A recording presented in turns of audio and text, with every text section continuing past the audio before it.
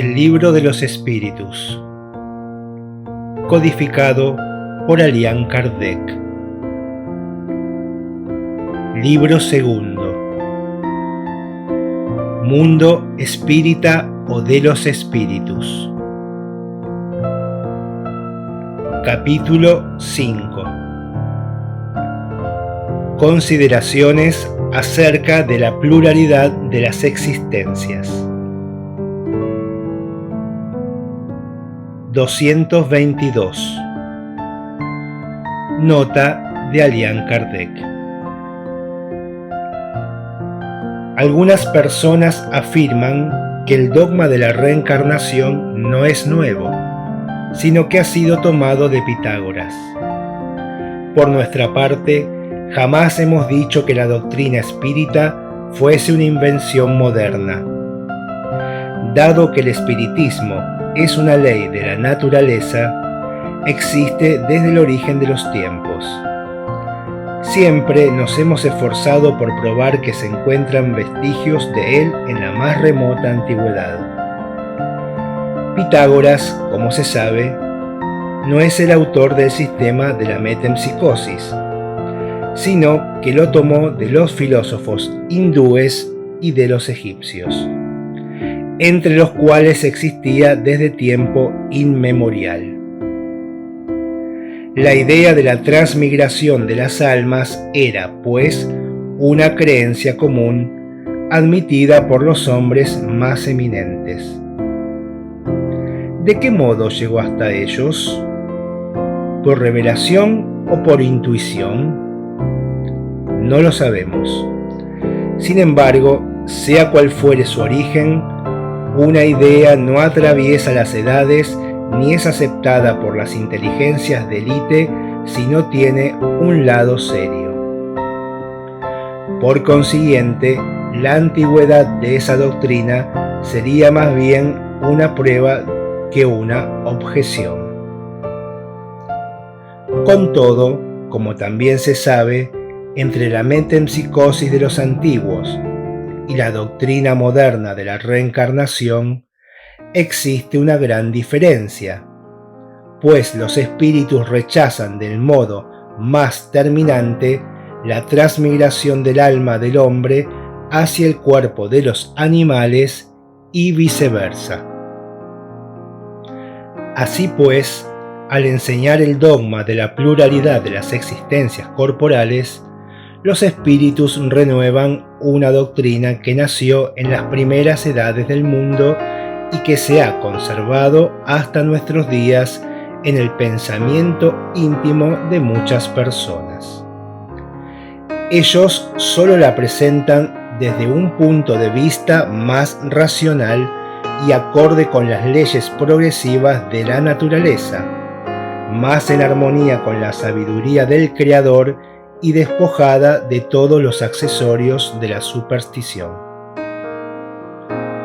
Una circunstancia digna de destacar es que en los últimos tiempos los espíritus no solo la han enseñado en este libro, sino que antes de su publicación se han obtenido numerosas comunicaciones de la misma naturaleza en varios países y más tarde se han multiplicado considerablemente.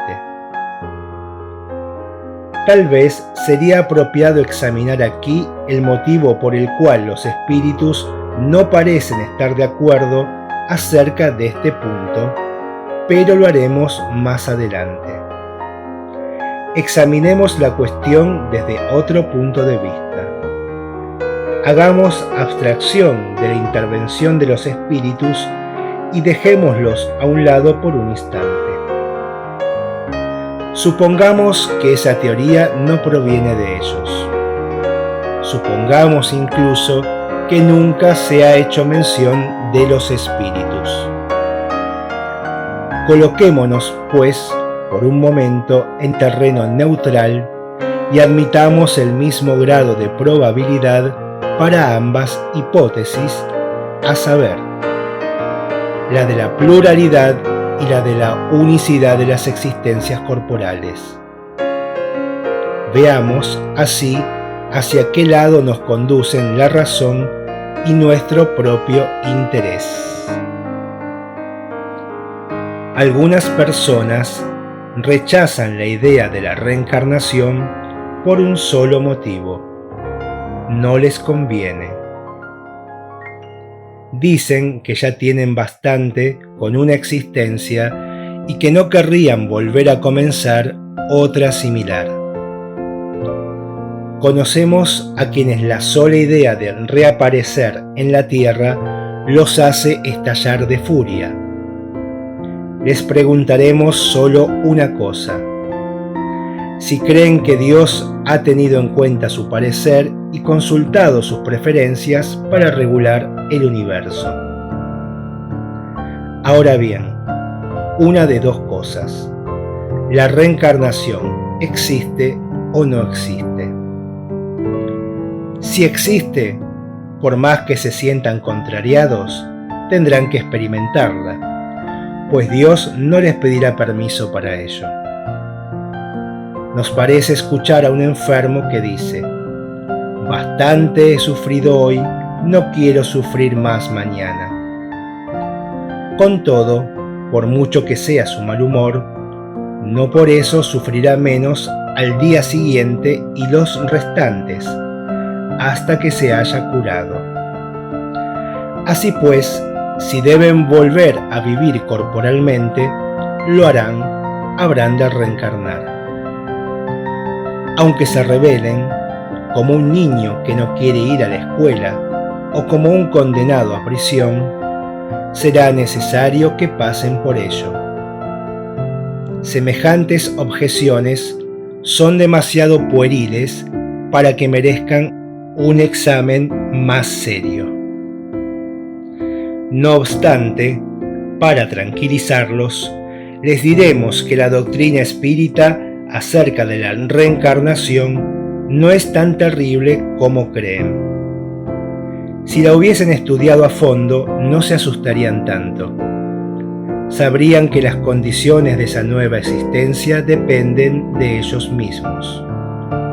Será feliz o desdichada según lo que hayan hecho en la tierra.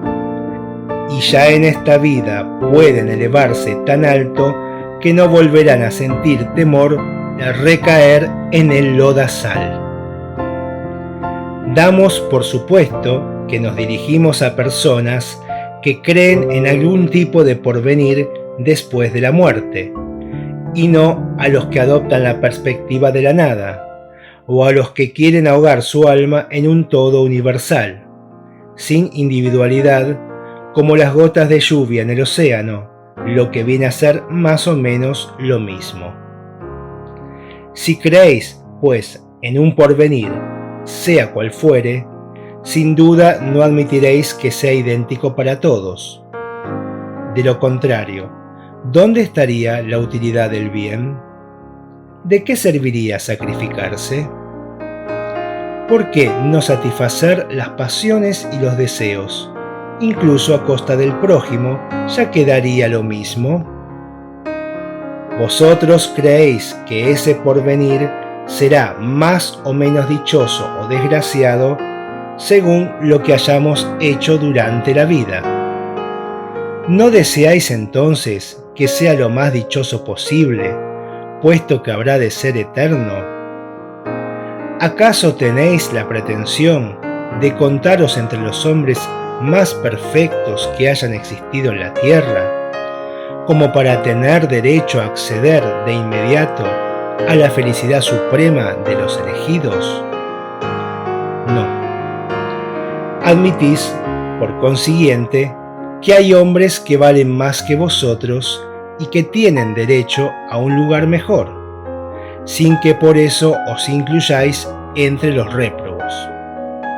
Pues bien, colocaos por un instante mediante el pensamiento en esa situación intermedia que será la vuestra, puesto que acabáis de reconocerlo, y suponed que alguien os diga: sufrís, no sois tan felices como podríais serlo, mientras que tenéis ante vosotros a seres que disfrutan de una dicha inalterable. ¿Queréis cambiar vuestra posición por la de ellos? Sin duda, responderéis. ¿Qué hay que hacer? Casi nada. Recomenzar lo que habéis hecho mal y tratar de hacerlo mejor. ¿Dudaríais en aceptar, aunque fuese a costa de muchas existencias de pruebas? Hagamos una comparación más prosaica. Si a un hombre que, pese a no hallarse en la indigencia extrema, padece privaciones debido a la escasez de sus recursos, se le dijese: aquí tienes una inmensa fortuna, para disfrutarla debes trabajar rudamente durante 1 minuto. Aunque fuese el hombre más perezoso de la tierra, respondería sin vacilar: trabajaré 1 minuto, 2, 1 hora, 1 día si es preciso. ¿Qué importa si a cambio de eso podré concluir mi vida en la abundancia? Ahora bien, ¿cuánto dura la vida corporal comparada con la eternidad? Menos que 1 minuto, menos que 1 segundo. Hemos oído este razonamiento. Si Dios es soberanamente bueno, no puede imponer al hombre que recomience una serie de miserias y tribulaciones. Quienes así piensan, ¿creen acaso que puede haber más bondad en condenar al hombre a un padecimiento perpetuo por equivocarse en algunos momentos que en brindarle los medios de reparar sus faltas? 2 fabricantes tenían cada cual un obrero que podía aspirar a convertirse en socio de su patrón.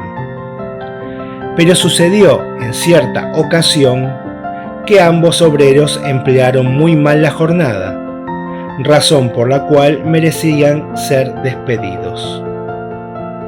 Uno de los fabricantes despidió a su obrero a pesar de sus súplicas, y como éste no encontró trabajo, murió en la miseria.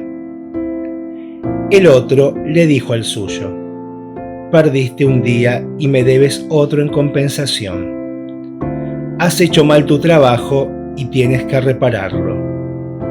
Te permito que vuelvas a comenzar. Procura hacerlo bien y no te despediré. Así podrás llegar a la posición superior que te prometí. Es necesario preguntar cuál de los 2 fabricantes ha sido más compasivo. Dios, que es la clemencia misma, ¿sería más inexorable que un hombre?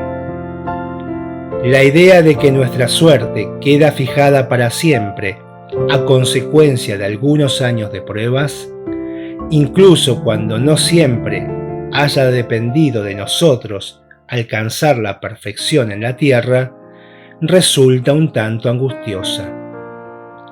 En cambio, la idea contraria es eminentemente consoladora, pues nos queda la esperanza.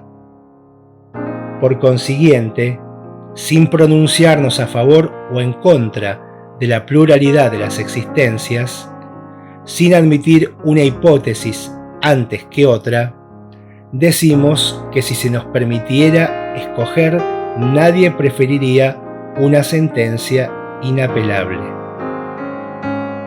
Un filósofo ha dicho que si Dios no existiera, habría que inventarlo para felicidad del género humano.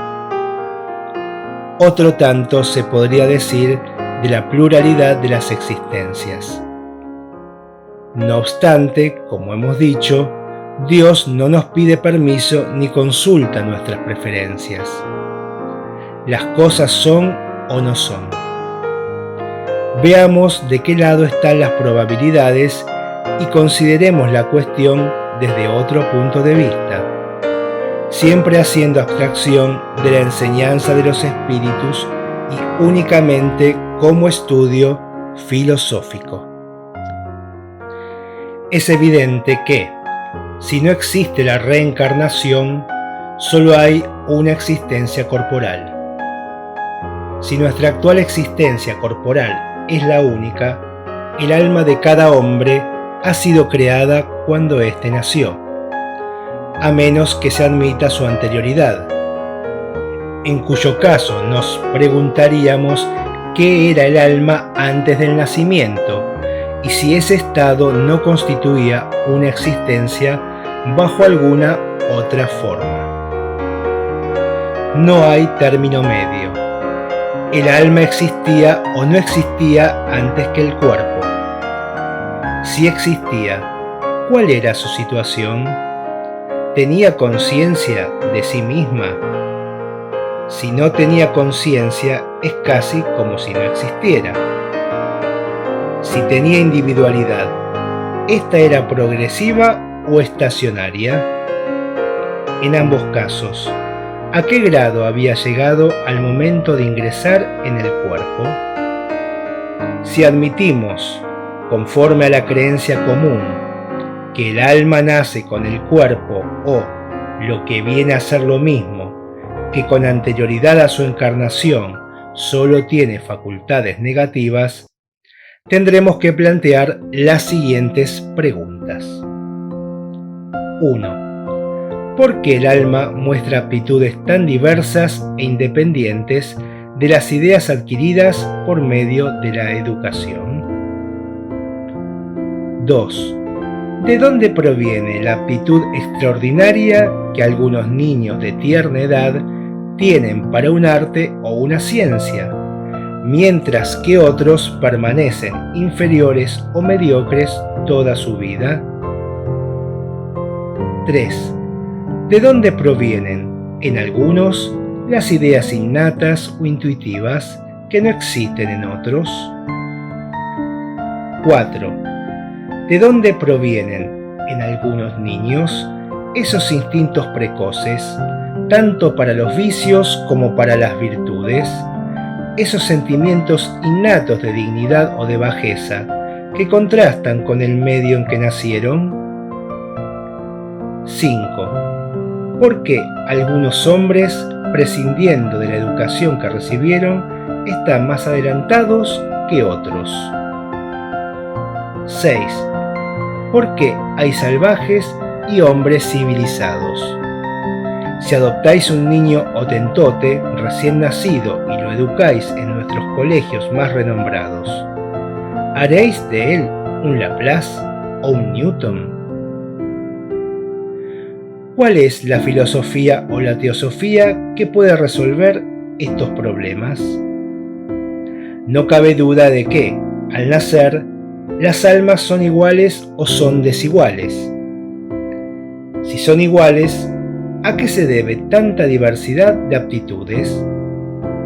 Se dirá que eso depende del organismo, pero en ese caso se trata de la más monstruosa e inmoral de las doctrinas, pues el hombre no sería sino una máquina, un juguete de la materia. No tendría la responsabilidad de sus actos y podría culpar por todo a sus imperfecciones físicas. En cambio, si las almas son desiguales, es porque Dios las creó así. Pero, en ese caso, ¿por qué les concede a algunas de ellas esa superioridad innata? Dicha parcialidad, ¿está de acuerdo con la justicia de Dios y con el amor que profesa por igual a todas sus criaturas? Si admitimos, por el contrario, una sucesión de existencias anteriores progresivas, todo queda explicado. Los hombres traen al nacer la intuición de lo que han aprendido antes. Se encuentran más o menos adelantados conforme al número de existencias que han tenido y según la distancia que los separa del punto de partida, así como en una reunión de individuos de distintas edades, cada uno tiene un desarrollo proporcional a la cantidad de años que ha vivido. Las existencias sucesivas serán, para la vida del alma, lo que los años son para la vida del cuerpo. Reunid un día a 1000 individuos entre 1 año y 80 años de edad. Suponed a continuación que se arrojó un velo sobre los días anteriores y que en vuestra ignorancia creéis que todos nacieron en el mismo momento. De ser así, os preguntaréis, naturalmente, cómo es posible que los haya grandes y pequeños, viejos y jóvenes, instruidos e ignorantes.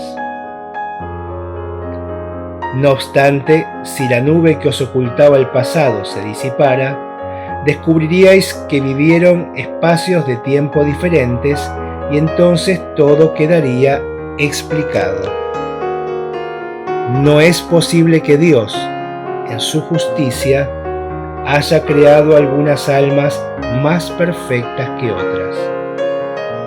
Por consiguiente, con la pluralidad de las existencias, las desigualdades que vemos en nada contrarían la más rigurosa equidad. Sucede que solo vemos el presente y no el pasado. Este razonamiento se basa en un sistema, en una suposición gratuita. No. Partimos de un hecho patente e incontestable: la desigualdad de las aptitudes y del desarrollo intelectual y moral. Vemos, además, que ese hecho resulta inexplicable para las teorías aceptadas, mientras que mediante otra teoría la explicación resulta sencilla, natural y lógica. ¿Es racional preferir las teorías que no lo explican antes que las que sí lo hace? Con respecto a la sexta pregunta, sin duda se nos dirá que el Hotentote pertenece a una raza inferior. Entonces nosotros preguntaremos si el Hotentote es o no un hombre. Si es un hombre, ¿por qué Dios lo ha desheredado a él y a su raza de los privilegios que otorga a la raza caucásica?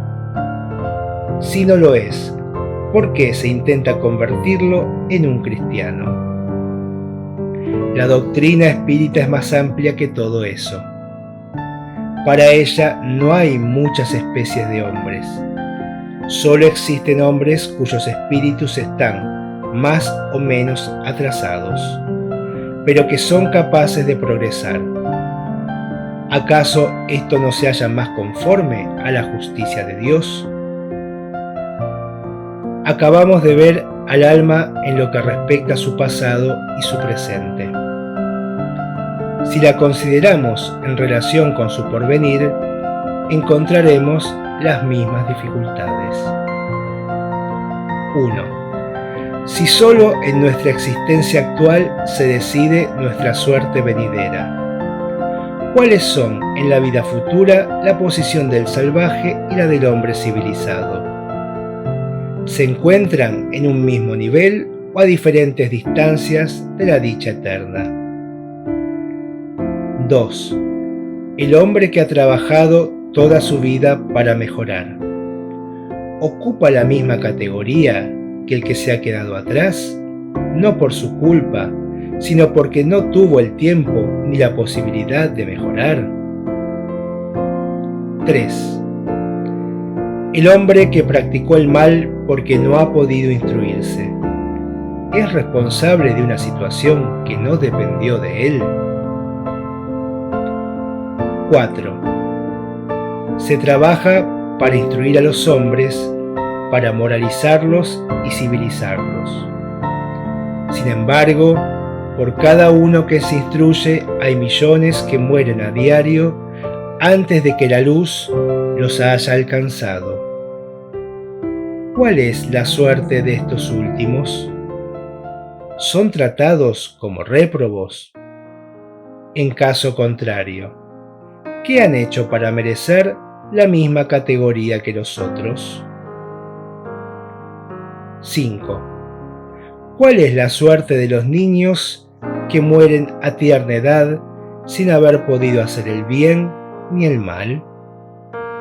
Si se encuentran entre los elegidos, ¿a qué se debe ese favor, puesto que no hicieron nada para merecerlo?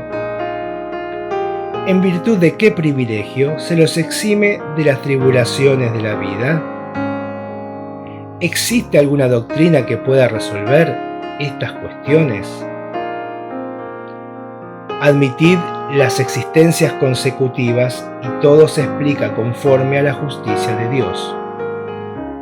Lo que no se pudo hacer en una existencia se hace en otra. De ese modo, nadie escapa a la ley del progreso. Cada uno será recompensado según su mérito real y ninguno queda excluido de la felicidad suprema, a la que todos pueden aspirar, sean cuales fueren los obstáculos que hayan encontrado en el camino. Estas preguntas podrían multiplicarse hasta lo infinito, pues los problemas psicológicos y morales que solo encuentran su solución en la pluralidad de las existencias son innumerables. Nosotros nos hemos limitado a formular los más generales. De todos modos, tal vez se diga que la doctrina de la reencarnación no es admitida por la Iglesia y que, por esa razón, aceptarla implicaría la ruina de la religión. No es nuestro objetivo tratar esa cuestión en este momento.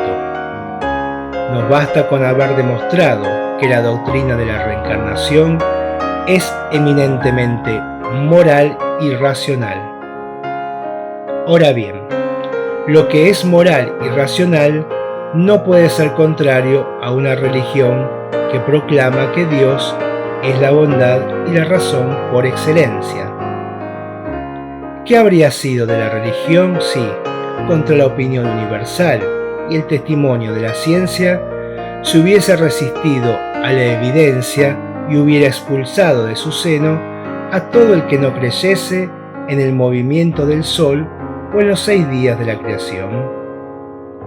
¿Qué crédito habría merecido y qué autoridad habría tenido en los pueblos instruidos una religión fundada en errores manifiestos consagrados como artículos de fe? Toda vez que una evidencia fue demostrada, la Iglesia se puso sabiamente de su lado.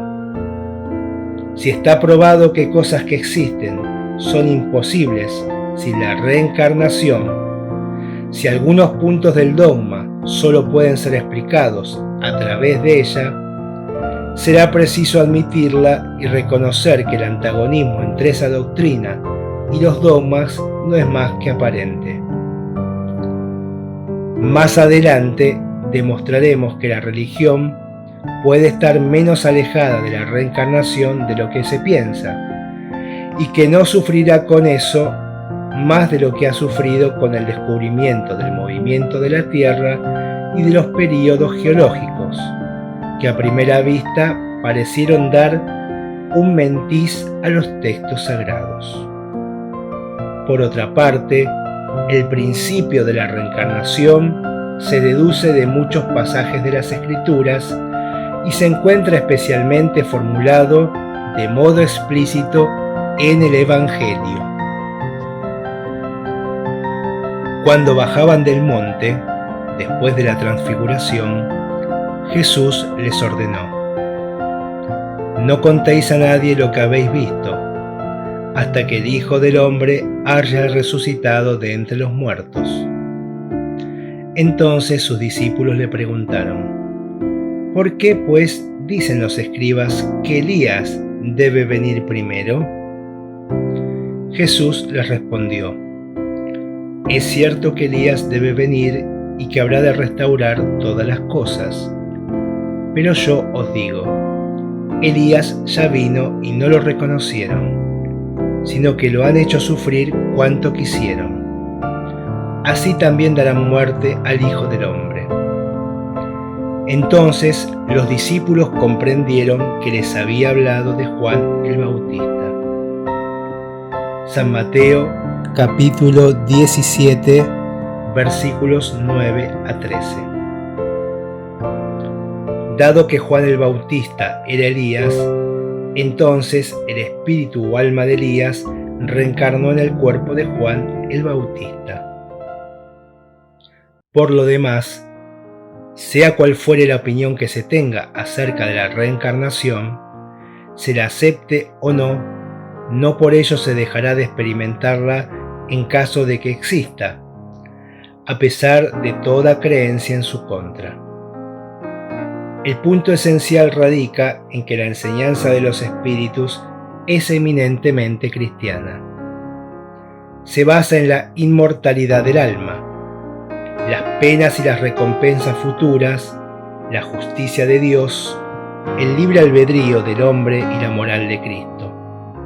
Por lo tanto, dicha enseñanza no es antirreligiosa.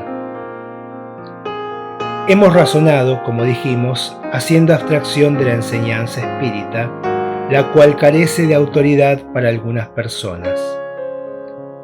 Si nosotros, y tantos más, hemos adoptado la opinión de la pluralidad de las existencias, no es sólo porque procede de los espíritus, sino también porque nos pareció la más lógica y la única que resuelve cuestiones hasta ahora insolubles. Aunque hubiese tenido origen en un simple mortal, la habríamos aceptado y no vacilaríamos en renunciar a nuestras propias ideas. Desde el momento en que un error es demostrado, el amor propio pierde mucho más de lo que gana si se obstina en sostener esa falsa idea. Por el contrario, la habríamos rechazado, aunque proviniera de los espíritus, si nos hubiese parecido contraria a la razón, del mismo modo que hemos rechazado muchas otras ideas. Pues sabemos por experiencia que no hay que aceptar ciegamente todo lo que procede de ellos, como tampoco todo lo que procede de los hombres.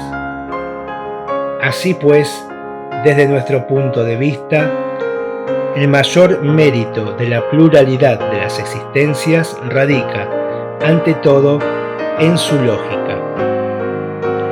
Tiene otro, el de estar confirmada por los hechos positivos y, por decirlo así, materiales, que un estudio atento y razonado puede revelar a quien quiera que se tome el trabajo de observarlos, con paciencia y perseverancia, y en presencia de los cuales es imposible dudar. Cuando esos hechos se hayan popularizado, como sucedió con la formación y el movimiento de la Tierra, será preciso rendirse ante la evidencia y los opositores habrán hecho en vano el gasto de su oposición. Reconozcamos, pues, en resumen, que sólo la doctrina de la pluralidad de las existencias explica lo que, sin ella, es inexplicable, que es una doctrina eminentemente consoladora y se halla conforme a la más rigurosa justicia, y que para el hombre es la tabla de salvación que Dios, en su misericordia, le ha dado. Las propias palabras de Jesús no dejan duda al respecto. Esto se lee en el Evangelio según San Juan, capítulo 3. 3. Jesús, respondiendo a Nicodemo, dijo: en verdad te digo, que si un hombre no nace de nuevo, no puede ver el reino de Dios. 4. Nicodemo le dijo: ¿cómo puede un hombre nacer cuando es viejo? ¿Puede volver a entrar en el seno de su madre y nacer por segunda vez? 5. Jesús respondió: en verdad te digo, que si un hombre no nace de agua y de espíritu, no puede entrar en el reino de Dios. Lo nacido de la carne es carne, lo nacido del espíritu es espíritu. No te asombres de que te haya dicho: os es necesario nacer de nuevo.